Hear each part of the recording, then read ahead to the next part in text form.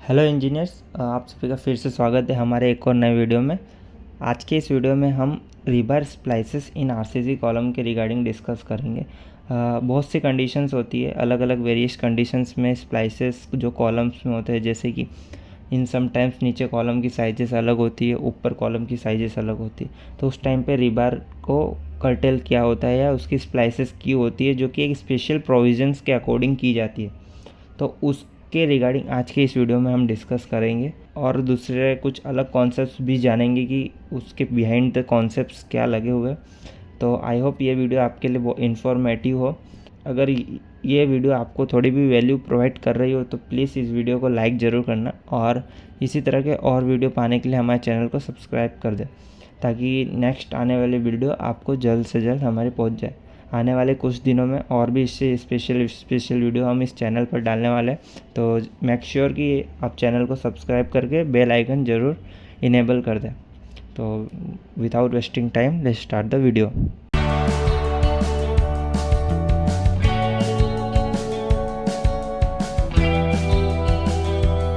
जैसा कि हमने पिछले last ductile detailing of column की जो स्लाइड्स प्रेजेंटेशन थी, वीडियोस थी, उसमें हमने जाना कि जो रेइनफोर्समेंट स्प्लाइसेस के जो क्लॉजेस है डक्टाइल डिटेलिंग के अकॉर्डिंग, वो क्या है कि जैसे कि जो आपकी स्प्लाइसेस है कॉलम में कन्फाइनमेंट जोन में नहीं होनी चाहिए। आपका जो लैप लेंथ है, जहाँ पे स्प्लाइसेस कर रहे हो वहाँ पे लैपिंग लेंथ जो होगी वो लार्जर डाया के डेवलपमेंट लेंथ जितनी होगी। और स्प्लाइसेस पे जो स्टिरप्स की लिंक्स है वो स्पेसिंग है वो आपकी 100 mm से ज़्यादा नहीं होनी चाहिए। ये तीन जो मेन क्राइटेरिया थे। और वन मोर दैट इज़ कि आपका पर्टिकुलर सेक्शंस मतलब पर्टिकुलर लोकेशन पर जो आपका लैप स्प्लाइसेस है उसमें जो लॉन्जिट्यूडनल बार का 50% से ज़्यादा एरिया का लैप स्प्लाइसेस आपको नहीं करना है पर्टिकुलर लोकेशंस पर। तो ये सम बेसिक्स पॉइंट्स है लेफ्ट स्प्लाइसेस के जो आपको ध्यान में रखने हमेशा कंस्ट्रक्शन के टाइम पर। इवेंट डिज़ाइन भी अगर आप सबमिट कर रहे हो तो उस टाइम पर भी आप इन पॉइंट्स को नोट्स में ज़रूर मेक श्योर ऐड करें, ताकि कंस्ट्रक्शन में इसका ध्यान रहे। Okay, now the next slide that is reinforcement splices of rebar. ये बेसिकली ये स्लाइड्स एक कॉन्सेप्ट्स के रिगार्डिंग है। इन सम ऑफ द टाइम कि बहुत से कंडीशंस कैसे होते हैं कि कॉलम्स जो होते हैं नीचे अलग साइज़ के होते हैं और ऊपर अलग साइज़ के होते हैं, ऊपर ज़्यादा जाते हैं छोटे होते जाते हैं। तो उस टाइम्स में हम लॉन्जिट्यूडनल रीबार्स जो होते हैं उन्हें हम बैंड करके ऊपर के कॉलम में अरेंज करते हैं या तो उनका कर्टेल करते हैं। तो ऐसे टाइम्स पे जो कर्टेल है या बैंड करके हम अरेंज कर रहे हैं, उसके क्या प्रोविजंस है वो हम जानते हैं। उसके बिहाइंड द कॉन्सेप्ट क्या है उसको ये स्लाइड्स शो कर रही है। तो जो लैपिंग या बेंडिंग होता है उसमें जो रेनफोर्समेंट है उनका जो अलाइनमेंट एक ही लाइन में होना चाहिए, ऊपर और नीचे। और जो बेंडिंग आपका जो रेनफोर्समेंट है, अगर बैंड कर रहे हो आप तो उसका जो मैक्सिमम स्लोप है वो 1/6 होना चाहिए, उससे ज़्यादा नहीं होना चाहिए। उससे ज़्यादा स्लोप में आप बैंड नहीं कर सकते।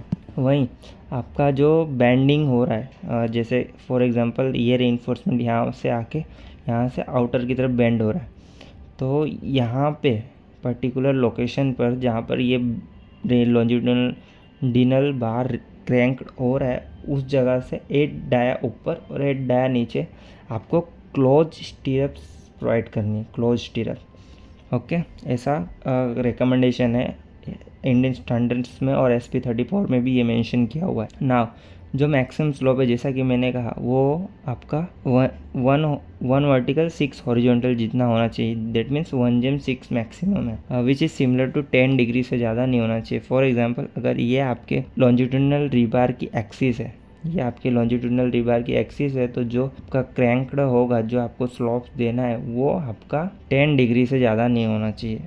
ये आपका मैक्सिमम स्लोप होना चाहिए। वो क्यों होता है कि आप लार्जर स्लोप प्रोवाइड करोगे तो वो आपका जो वर्टिकल फोर्स होगा, जो कॉलम में वर्टिकली आ रहा होगा, जहाँ पे बार आपका बेंड होगा वहाँ पे उसके दो कंपोनेंट बनेंगे, एक वर्टिकल कंपोनेंट और एक हॉरिजॉन्टल कंपोनेंट। तो हॉरिजॉन्टल कंपोनेंट्स ज़्यादा अगर स्लोप रहा तो हॉरिजॉन्टल कंपोनेंट्स की जो वैल्यू है वो बढ़ जाएगी, जिसके कारण आपका वहाँ पे शियर ज़्यादा आने के चांसेस हो जाएंगे। दैट मीन जिसके लिए जो स्लोप है उसको पर्टिकुलर लिमिट तक फिक्स कर दिया हुआ है। जो नेक्स्ट है कि जो आपका क्रैंक्ड हो रहा है, जहाँ से बार आपका क्रैंक्ड हो रहा है वहाँ पे आपको स्टीरप्स देना होता है। वो क्यों देना होता है? क्योंकि जब आप बैंड कर रहे हो, जैसा कि मैंने बताया कि वहाँ पर एक हॉरिजॉन्टल कंपोनेंट, फोर्स का एक हॉरिजॉन्टल कंपोनेंट भी क्रिएट होगा। तो उस पर्टिकुलर हॉरिजॉन्टल फोर्स को रेजिस्ट करने के लिए आपको एक्स्ट्रा लिंक्स प्रोवाइड करनी पड़ती है, जिसके लिए आपको यहाँ पे क्लोज लिंक देनी है। और वो पर्टिकुलर डिस्टेंस है आपका जहाँ से बैंड हो रहा है वहाँ से 8 डाया ऊपर और 8 डाया नीचे। दैट मीन्स वो नियर अबाउट 3 लिंक्स के अराउंड होता है। तो आपको 3 लिंक्स आपको पर्टिकुलर लोकेशंस पर प्रोवाइड करनी। नेक्स्ट स्लाइड्स में हम उसकी पूरी डिटेलिंग्स देखेंगे कि किस तरह होती है। और अभी तक ये वीडियो अच्छी लगी हो तो प्लीज़ लाइक ज़रूर कर देना और चैनल को सब्सक्राइब कर लो, ताकि इसी तरह की और वीडियो हम आप तक जल्द तक पहुंचा सकें। और जो नेक्स्ट है वो है एल डी। जैसा कि हमने बताया कि वो लार्जर डायमीटर का जो एल आ रहा है उतना आपको कम से कम देना है लैपिंग लेंथ। तो ये था कि आपका मैक्सिमम स्लोप 1/6 से ज़्यादा नहीं होना चाहिए। और जो जहाँ पे आपका बार क्रैंक्ड हो रहा है उस जगह पे 3 लिंक्स आपको प्रोवाइड करनी है, या तो क्लोज लिंक्स आपको प्रोवाइड करनी है। और वो क्यों करनी है वो मैंने ऑलरेडी समझा दिया। ओके, नाउ ये रही रिकमेंडेशन फिगर, जो कि इंडियन स्टैंडर्ड्स और SP34 में भी मेंशन की हुई है कि कॉलम्स की साइजेस वेरी कर रही है, तो उस टाइम पे आपकी रीबार की अरेंजमेंट कैसे होगी। जैसा कि ये फिगर है splices with upper bar cranked into position inside lower bar. यानी जो आपका अपर बार है वो क्रैंक्ड होके आपके लोअर बार के अंदर की तरफ स्प्लाइसेस हो रहा है।